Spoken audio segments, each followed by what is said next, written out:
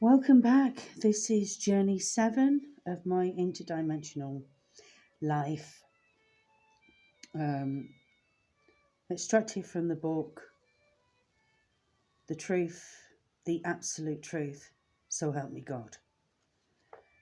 The summer holidays were soon over, and I was back in the studio at university studying for my second year. Uh, it was really difficult having all of these things happening, yeah, and trying to keep focused and on top of my degree. It was a struggle at times, and keeping sane was the ultimate test. At university, someone began to play games with me. They would put items with subliminal messages in my studio.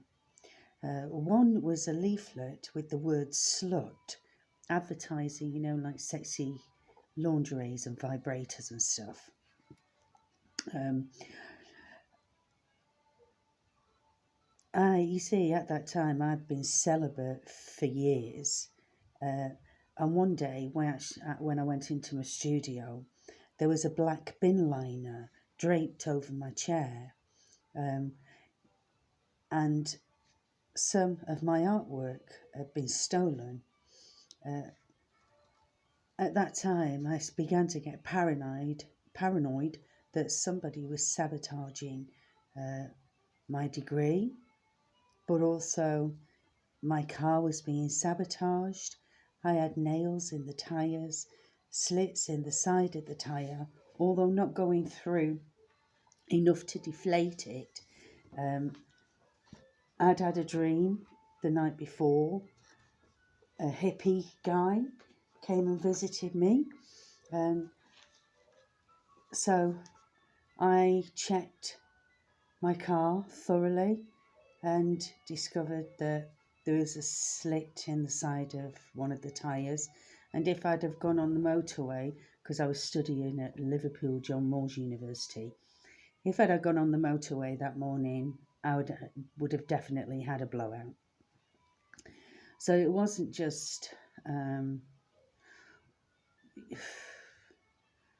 somebody was really seriously trying to hurt me, and they didn't give any consideration for the welfare of others travelling on the motorway that day. On one occasion, I was taking my daughter to school, and the tyre felt weird. It was all very hard. So I went to have it checked out, and it had 60 psi air pressure in one of the front tyres. And another time, I had to have my car scrapped instantly because somebody had broke the crankshaft in two. And luckily enough, I dreamt of the hippie guy who forewarned me. I think must be my guardian angel or the spirit guide or ascended master of some sort. I was really struggling at that time to keep sane, and I don't know why I didn't ring the police. Probably because there was that much weird stuff going on that I just thought they won't believe me. You see, I didn't know whether it was somebody in reality or otherworldly or what. It was just, everything was just so paranormal. You see, one day I'm taking my daughter to school, and there's a stranger standing at the bus stop. As I'm driving past, this stranger makes a gesture under his chin as a threat and stared directly at me as I drove past.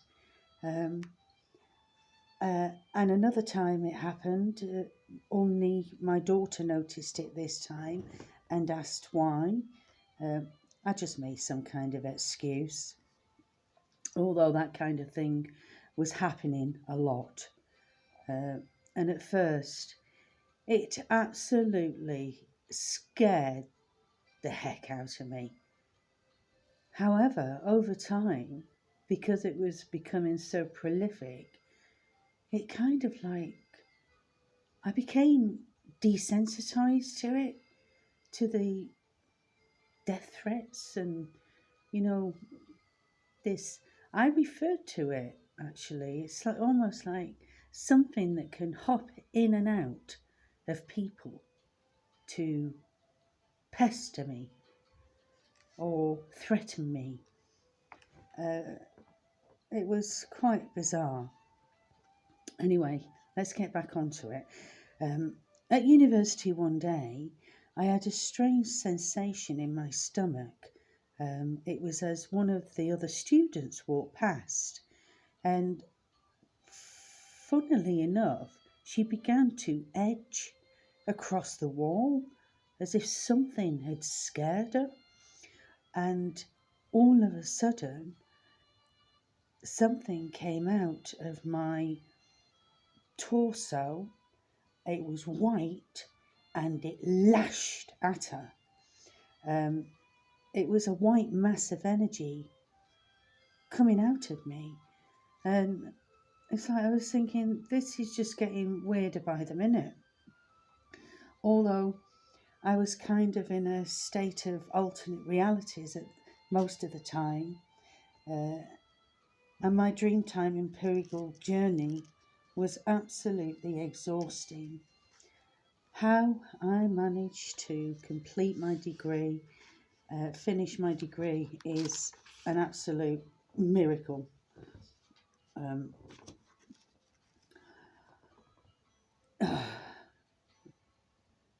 Yes, I go on to say how pissed off I was getting a 2-2 because the first year I was at university, I was at a 2-1. The second year I was at a 2-2, not a 2-2, a 2-1.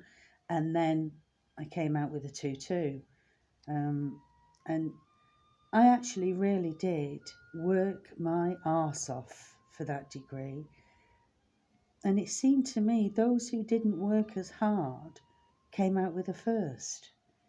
I was absolutely convinced my degree had been sabotaged because they said I didn't have enough backup work in my portfolio, and I had tons of backup work in my portfolio. And I did 2 really large oil paintings, a 10-foot by 8-foot and a 5-foot by 8-foot, and somebody had stolen them from the 3rd floor of the building that didn't even have a lift. And you would have had to have had more than one person carrying these paintings. They were so big. Down those stairs from the 3rd floor.